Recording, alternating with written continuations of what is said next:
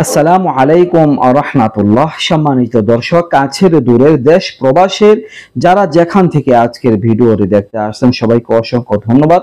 বন্ধুরা, আপনাদের সাথে চমৎকার একটি আমল শেয়ার করব। এই আমলটা করলে আপনারা মাখলুকের সমস্ত প্রকার ক্ষতি থেকে বাঁচতে পারবেন।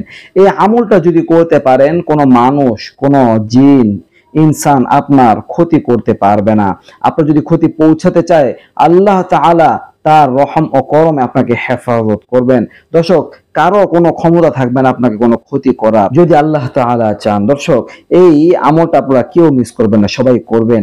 দর্শক, এই আমলটা করলে সাপের কামড় থেকে, পোকা মাকড়ের যন্ত্রণা থেকে, বিভিন্ন প্রকার বিষাক্ত পোকা মাকড় বিচ্ছুর দংশন থেকে আল্লাহ আপনাদের হেফাজত করবেন। দর্শক, এই দোয়াটা হচ্ছে আউযু বিকালিমাতিল্লাহি তাম্মাতি মিন শাররি মা খালাক। এই হচ্ছে দোয়া। আমি আবার পাঠ করে শোনাচ্ছি, আউযু বিকালিমাতিল্লাহি তাম্মাতি মিন শাররি মা খালাক।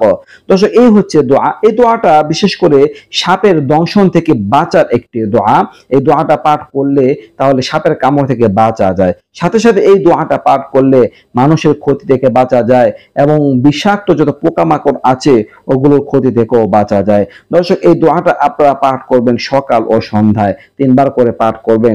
এই দোয়াটা মিশকাত শরীফের মধ্যে আসছে, মুসলিম শরীফের মধ্যে আসছে। এক ব্যক্তি রাসূল সাল্লাল্লাহু আলাইহি ওয়াসাল্লামের কাছে এসে আরজ করলো, ইয়া রাসূলুল্লাহ, আমাকে গত রাতে সাপে দংশন করেছে।